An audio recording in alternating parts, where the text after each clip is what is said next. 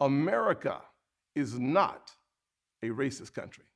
At first, I was confused on why I was getting treated differently. And it wasn't until I watched the video that I realized in that instant, she had the choice to either handcuff me or go get him. And they still saw me as the aggressor, as the bad guy. And I don't understand why we get treated differently just because of the color of our skin, and that aggravates me. And I think that everybody should learn that it's not right. And eventually, if everybody learns, there should be some type of change, and we shouldn't be made to feel inferior by the cops. Wow. And yeah, so everybody finds out about it, be some change. That's basically it. That's all I want. And for it not to be. Yeah. Take your time. Good.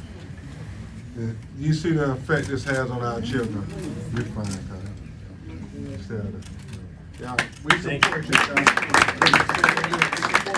Actions on bias. If there are not serious consequences, this will keep happening. So, Yeah. what I'm trying to say is,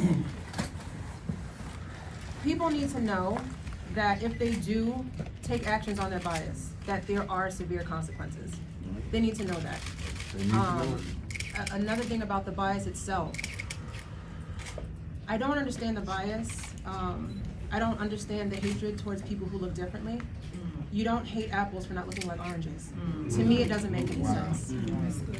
We need to stop it, and to me, training is not enough. It's a start, but it's knowledge. If you know something and you understand something, but because in your heart you have that malice, that hatred, that bias, knowing something is not going to. It's not going to help in a sense where you know what to do, but you won't do it because of what you have in your heart. I don't know what needs to be done. That's also not up for me to figure out. The people in charge are the ones to figure that out, but something has to be done. My son also wanted to say something. I just wanted to say, I feel like I shouldn't be lucky that I wasn't hurt or killed by people that promised to protect us. Wow. And that's why we're here today, so we can change that and not be lucky to not be treated like animals. That's right. You all know the video that went viral, and it is really no way to justify this video. When you look at the reason it went viral, it is because black people for decades have been saying the police interact with us differently. And this video gave us ocular proof. I mean, it gave us ocular proof. There's no way to distinguish it. The police, in a split second, saw a white kid on top of a black kid having an altercation and made a determination that the white kid was presumed innocent and the black kid was presumed guilty.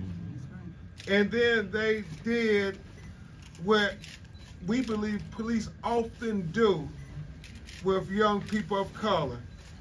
They exerted excessive force. I mean, to take 14-year-old Zakai down face first, put his knee in his back, start cuffing him, and then the female officer come and put her knee in his neck. All right, y'all. So this is another update. That press conference that you just saw, that happened today. All right. And there is another update as well.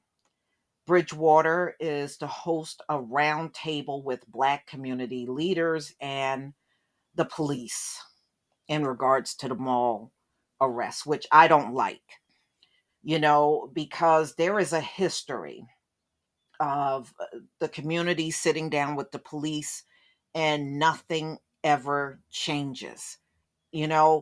Whenever you see something go on like this for centuries to the same exact people, their intent is to keep it this way at all costs. They're not trying to change anything.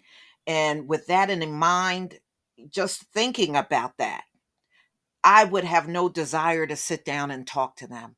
it's counterproductive. Their goal is just to pacify you. They're not really trying to make changes that really count to the community. At the end of the day, it's all about getting us, whether you did the crime or you're innocent. They don't care. They don't care. But I personally, I don't think it's a good idea. So they got this scheduled for Thursday at 5 p.m. at the municipal complex in Bridgewater. That's where it's going to be. So you got all of these different people from organizations, the Baptist Church, the NAACP, and things like that. But like I said, I just don't see it going anywhere. And not to mention, they never, they never ever gave the name of those two police officers that handcuffed this young black teen. They never gave their names. So that in itself, how this whole thing is going to go. You know how it's going to go. You know this already. So all they're going to do is sit down and have some round table, and then the police will show up and act like they're concerned when we know they're never concerned about us at all. And, take some pictures and make it look like, oh yes, we're trying to reach across the aisle, and you're not trying to do nothing.